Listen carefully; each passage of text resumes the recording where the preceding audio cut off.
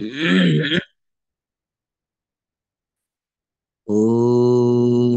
भूर्भुवः स्वः तत्सवितुर्वरेण्यं भर्गो देवस्य धीमहि धियो यो नः प्रचोदयात्। ॐ चैतन्यं शाश्वतं शान्तं व्योमातीतं निरञ्जनं नादबिन्दुसमानीतं तस्मै श्रीगुरुवे नमः। गुरुवर गुरुता दीजिए, हे पावन श्री राम। जन जन के सुख चैन हित, कभी न लें विश्राम। ओम सद्गुरु चरण कमलेभ्यो नमः। वंदे भगवतीं देवीं श्रीरामञ्च जगद्गुरुं पादपद्मे तयोः श्रुत्वा प्रणमामि मुहुर्मुहुः। आत्मीय बंधुओं, श्रद्धामयी माताओं, देवतुल्य भाइयों, परम पूज्य गुरुदेव परम वंदनीय माता जी के दिव्य संरक्षण में निरंतर संचालित ऑनलाइन दैनिक स्वाध्याय का आज 1605वां एपिसोड हम सभी प्रारंभ करने जा रहे हैं।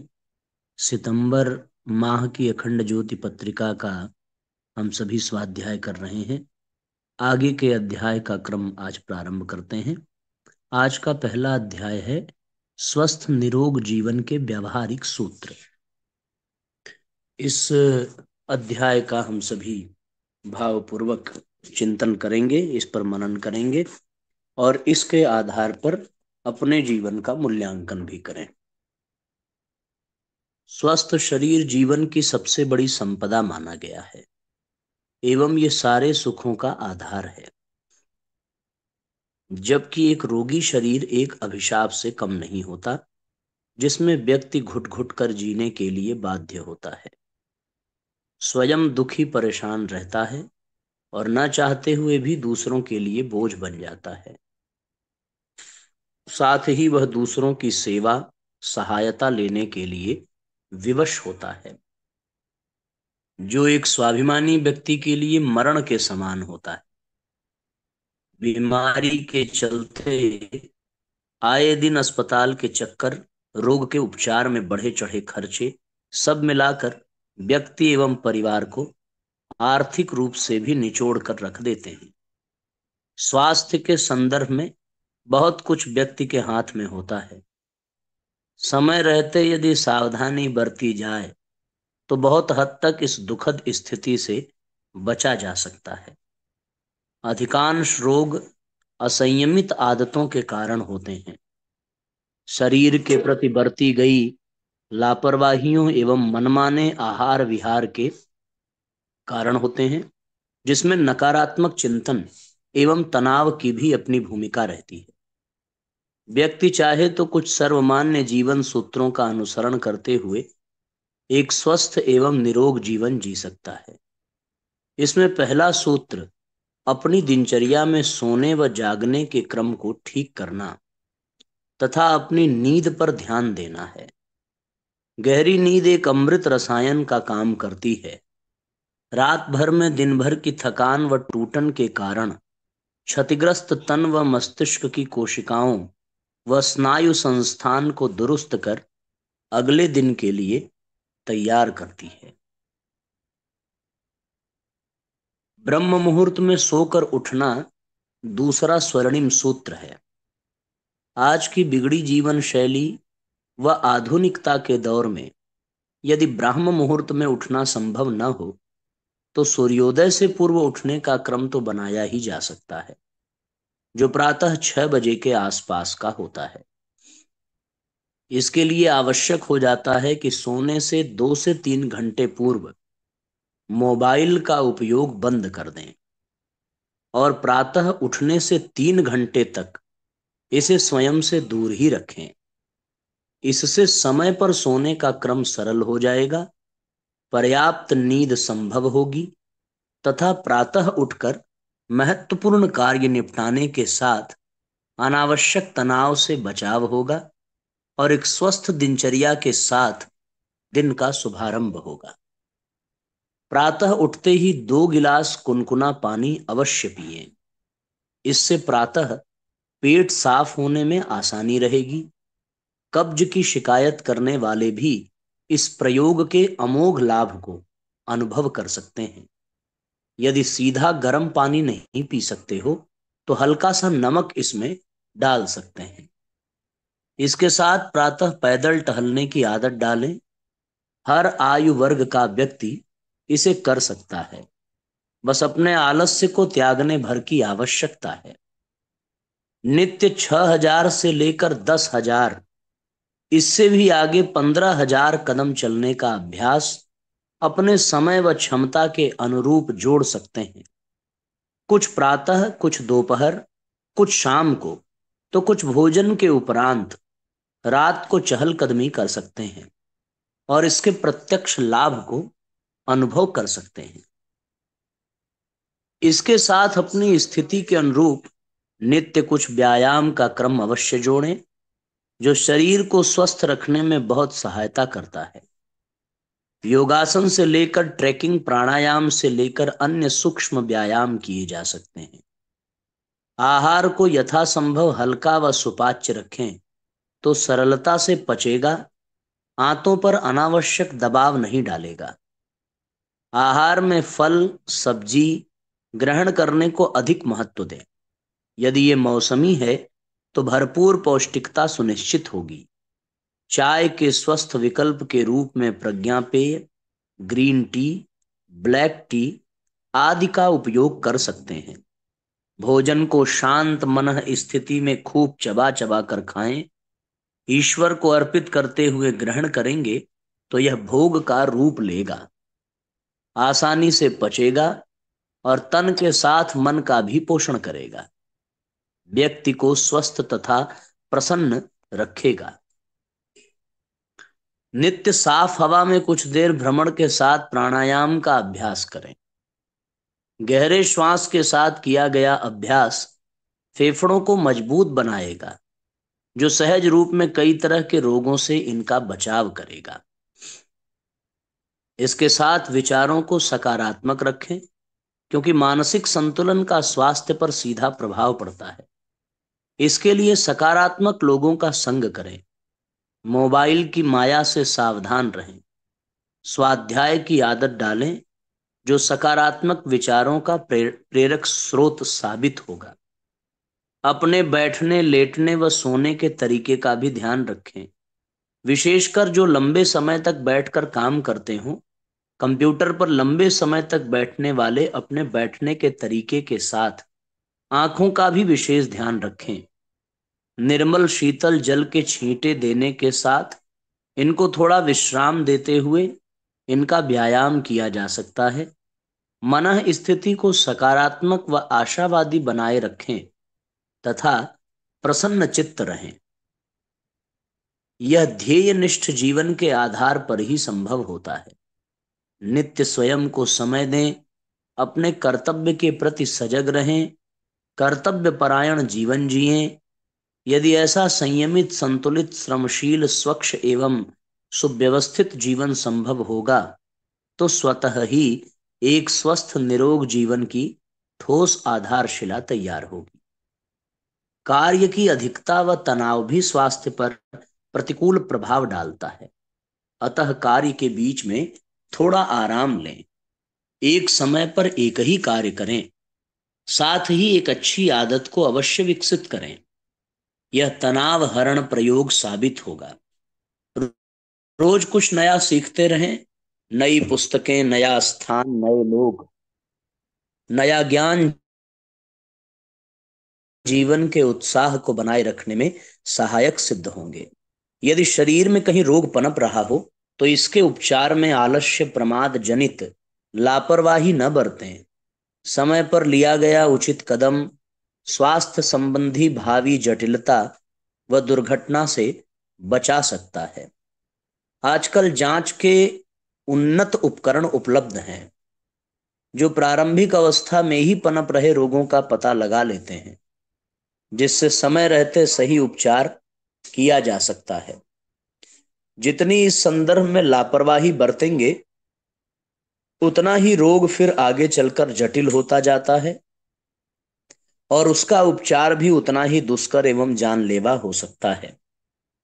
अपने स्वास्थ्य संबंधी इन सरल सामान्य सूत्रों का जितना ध्यान रखेंगे, डॉक्टर व अस्पताल के चक्कर लगाने से उतना ही बचेंगे और एक स्वस्थ व निरोग जीवन के अधिकारी होंगे। इसके आधार पर जीवन के सभी सुखों के साथ इसके उच्चतर आयाम को भी साध सकेंगे। आखिर शरीर माध्य खलु धर्म साधनम, अर्थात स्वस्थ शरीर ही समस्त धर्मों का आधार है। इस तरीके से साथियों, स्वास्थ्य के लिए सजग और सचेत करने वाला ये अद्भुत अध्याय है जिसे हम लोगों ने सुना। पहला, समय पर सोना। दूसरा, समय पर जगना। तीसरा, सोने से 2 घंटे पहले मोबाइल से दूर रहना। चौथा, जगने के बाद 3 घंटे तक मोबाइल से दूर रहना। कार्य की अधिकता में बीच बीच में विश्राम लेना। सूक्ष्म व्यायाम, प्राणायाम, सवेरे टहलना, शुद्ध हवा में श्वास लेना आदि ऐसे अनेकों सूत्र जो हमें स्वस्थ बनाने के लिए हैं, जिसे हमें अपने जीवन में धारण करने की आवश्यकता है। आप सब साथियों अधिक से अधिक शेयर जरूर करें, ये बहुत उपयोगी है। और अपने प्रत्येक बच्चों को भी, चाहे वो बड़े हों चाहे छोटे हों, इसके लिए जागरूक करें। सवेरे खाली पेट 2 गिलास कुनकुना पानी अवश्य पीने का अभ्यास होना चाहिए। अब आइए अगला अध्याय, संस्कार युक्त शिक्षा का सर्वोच्च प्रतिमान देव संस्कृति विश्वविद्यालय। चाहे श्रेष्ठ संस्कारी सदाचारी व्यक्ति के निर्माण की बात हो, या सभ्य समाज की रचना की बात हो, या फिर राष्ट्र को सुखी समृद्ध सशक्त व समर्थ बनाने की बात हो, इन सब संस्कार युक्त शिक्षा का महदेह सर्वाधिक है, सर्वोपरि है। संस्कार युक्त शिक्षा का तात्पर्य उस शिक्षा से है जो विषयगत विशेषज्ञता, विषयगत जानकारी प्रदान करने के साथ साथ करुणा, प्रेम, सत्य, क्षमा, दया, सुचिता, पवित्रता, नैतिकता, ईमानदारी, जिम्मेदारी, समझदारी, बहादुरी आदि दिव्य भावों, सद्भावों, सद्गुणों को भर सके, जगा सके, जिससे व्यक्ति श्रेष्ठ संस्कारी, सदाचारी, सत्यनिष्ठ, कर्तव्यनिष्ठ बन सके और अपने श्रेष्ठ व्यक्तित्व से स्वयं के साथ साथ अपने परिवार, समाज व राष्ट्र के निर्माण में अपना श्रेष्ठ योगदान दे सके। संस्कार युक्त, संस्कार परक, मूल्य परक शिक्षा ही व्यक्ति के अंदर दिव्य भावों, सद्भावों, सद्गुणों को जगाकर, भरकर, उभार कर मानव को देवतुल्य बना सकती है और धरती को स्वर्ग बना सकती है। वैदिक गुरुकुल शिक्षा प्रणाली में संस्कार युक्त शिक्षा अर्थात शिक्षा के साथ संस्कार पर अधिक बल दिया जाता था। प्राचीन भारत के गुरुकुलों में विद्यार्थियों के सर्वांगीण विकास के लिए संस्कार युक्त शिक्षा ही प्रदान की जाती थी। संस्कार युक्त शिक्षा के कारण ही प्राचीन गुरुकुलों में, विद्यालयों में, महाविद्यालयों में, विश्वविद्यालयों में श्रेष्ठ व्यक्तियों, श्रेष्ठ व्यक्तित्वों का निर्माण होता था, उत्पादन होता था। और ऐसे श्रेष्ठ व्यक्तियों, व्यक्तित्वों के कारण ही भारत हर क्षेत्र में दुनिया का सिरमौर हुआ करता था।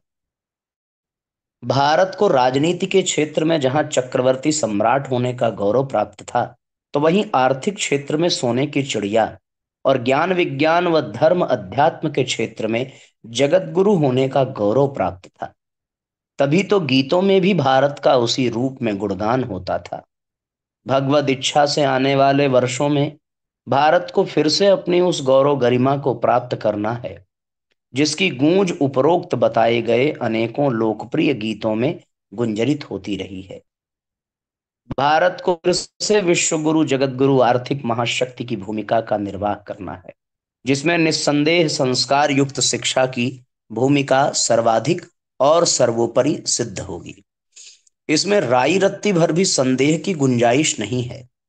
संस्कार रहित, संस्कार विहीन शिक्षा निस्संदेह व्यक्ति को चिकित्सक, अध्यापक, प्राध्यापक, अभियंता, कलाकार, गीतकार, संगीतकार, वैज्ञानिक, अर्थशास्त्री, साक्षर, शिक्षित बना सकती है और बना भी रही है। पर वो शिक्षा व्यक्ति को श्रेष्ठ संस्कारी, सदाचारी, कर्तव्यनिष्ठ, सत्यनिष्ठ नहीं बना सकती। एक श्रेष्ठ संस्कारी मनुष्य ही श्रेष्ठ अध्यापक, अभियंता, कलाकार, संगीतकार, विज्ञानी, अर्थशास्त्री आदि हो सकता है। और श्रेष्ठ संस्कारी व्यक्ति का निर्माण मात्र पुस्तकीय जानकारी देने वाली और प्रतिभागी परीक्षाओं में सफल होने के सूत्र सिखाने वाली शिक्षा नहीं कर सकती। ये काम तो सिर्फ और सिर्फ संस्कार युक्त शिक्षा ही कर सकती है। मात्र पाठ्यक्रमों की विषयगत जानकारी हमें प्रतियोगी परीक्षाओं में सफलता दिला सकती है, पर जीवन की परीक्षा में सफल होना तो हमें संस्कार युक्त शिक्षा ही सिखा सकती है। जीवन की उलझनों व गुत्थियों को सुलझाने के लिए तो जीवन दृष्टि, जीवन दर्शन, जीवन बोध, आत्मबोध, आत्मविश्वास और आत्मबल होना चाहिए, जैसे हम विद्या युक्त, संस्कार युक्त शिक्षा के माध्यम से ही सीख सकते हैं। संस्कार युक्त शिक्षा ही व्यक्ति को एक कर्मठ, कर्मनिष्ठ, कर्तव्य परायण, सेवा परायण, धर्म परायण, ईमानदार, जिम्मेदार, समझदार नागरिक, अधिकारी, सेवक, उद्योगपति, वैज्ञानिक, अध्यापक, अभियंता, चिकित्सक, नेता, अभिनेता, अकाउंटेंट आदि बना सकती है। यह काम मात्र पुस्तकीय ज्ञान, विषयगत जानकारी देने या सिखाने वाली शिक्षा नहीं कर सकती। आज जीवन के हर क्षेत्र में जीवन मूल्यों में जो गिरावट आई है, वह संस्कार विहीन शिक्षा की ही देन है। अनपढ़ निरक्षर की कौन कहे, साक्षर, शिक्षित और बड़ी बड़ी डिग्रियां धारण करने वाले ऊंचे पदों पर आसीन लोगों की भ्रष्टाचार और दुराचार में संलिप्तता उनमें नैतिक मूल्यों के नहीं होने के कारण ही संभव हो पाती है। मात्र अक्षर ज्ञान को शिक्षा कहना शिक्षा शब्द का अपमान नहीं तो और क्या है। जिस शिक्षा को पाकर मनुष्य व्यक्ति, परिवार, समाज व राष्ट्र व विश्व के लिए समस्या ही बन रहा, तो फिर भला उस शिक्षा को शिक्षा किस मुंह से कहा जाए। आतंक, अत्याचार, अनैतिकता, अनाचार, दुराचार व भ्रष्टाचार जैसे कुकृत्यों में लिप्त डिग्रीधारी लोगों को शिक्षित कैसे कहा जाए। वजह साफ है, उनने शिक्षा तो पाई पर संस्कार नहीं। उनने सिर्फ कंप्यूटर की तकनीक की, विज्ञान, अर्थशास्त्र, राजनीति शास्त्र, प्रबंधन की, गणित, चिकित्सा की शिक्षा पाई, पर आत्मज्ञान व सदाचार की नहीं। करुणा, प्रेम, सत्य, अहिंसा, अस्तेय, अपरिग्रह और शुचिता की नहीं। उनने शिक्षा के अंतर्गत विभिन्न विषयों की जानकारियां, सूचनाएं तो प्राप्त कर ली, पर वे शिक्षा के अति महत्वपूर्ण पक्ष विद्या अर्थात संस्कारों, सद्गुणों, सद्भावों से वंचित ही रह गए। शिक्षा विद्या अर्थात संस्कार के बिना अधूरी है, एकांगी है। किसी भी राष्ट्र की सबसे बड़ी संपदा क्या है? धन दौलत, हीरे मोती, सोना चांदी? नहीं नहीं, हरगिज नहीं।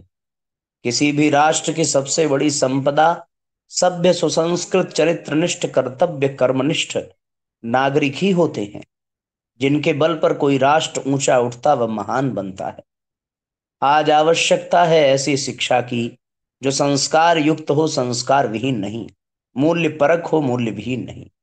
आज प्राथमिक कक्षा से लेकर विश्वविद्यालय स्तर तक हमारे देश के नौनिहालों को, कर्णधारों को संस्कार युक्त शिक्षा ही प्रदान की जानी चाहिए, क्योंकि शिक्षा जब संस्कार से, विद्या से युक्त होती है, तब वह प्रकाश बनकर व्यक्ति के जीवन में फूट पड़ती है, और तब वो व्यक्ति न सिर्फ स्वयं के लिए बल्कि परिवार, समाज व राष्ट्र व पूरी वसुधा के लिए वरदान बन जाता है।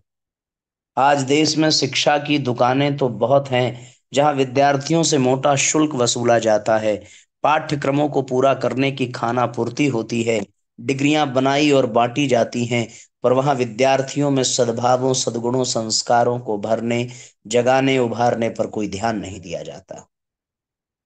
शैक्षणिक संस्थान व्यक्ति को श्रेष्ठ, सद्गुण संपन्न व संस्कारवान बनाने की अपनी भूमिका में लगातार पिछड़ रहे हैं। व्यावसायिक दृष्टि मात्र होने के कारण विद्यार्थियों के समग्र विकास में शैक्षणिक संस्थानों की कोई विशेष रुचि नहीं दिख रही है। यह वास्तव में चिंता और चिंतन का विषय है। इसी चिंतन को लेकर इस युग के महान चिंतक ऋषि गायत्री के सिद्ध साधक, इस युग के विश्वामित्र,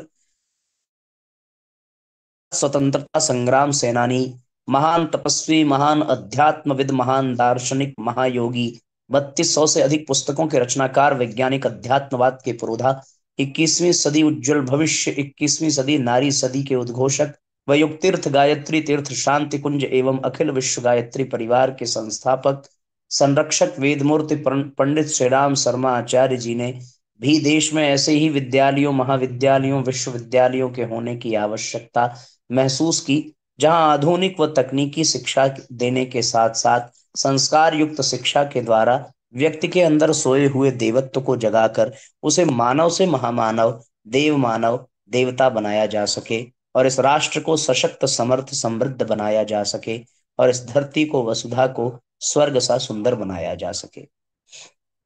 उनकी ये स्पष्ट धारणा थी कि धरती पर जब भी नया जीवन अंकुरित हुआ, जब भी नया युग आया, तो उसकी शुरुआत विद्यालयों, महाविद्यालयों, विश्वविद्यालयों से हुई। जब भी नए मनुष्य गढ़े गए, उन्हें दिशा विद्यालयों, महाविद्यालयों, विश्वविद्यालयों से ही मिली। अतः देश में ऐसे विद्यालय, महाविद्यालय, विश्वविद्यालय होने चाहिए जो मात्र विषयगत जानकारी देने, पाठ्यक्रमों को पूरा करने, परीक्षा लेने और डिग्रियां बांटने का हाट बाजार न होकर सच्चे मनुष्य, बड़े मनुष्य, महान मनुष्य और सर्वांगपूर्ण मनुष्य बनाने की आवश्यकता पूर्ण कर सकें। और जहां के ऊर्जावान आचार्य व प्राणवान विद्यार्थी मिलकर प्राण ऊर्जा का ऐसा प्रवाह पैदा कर सकें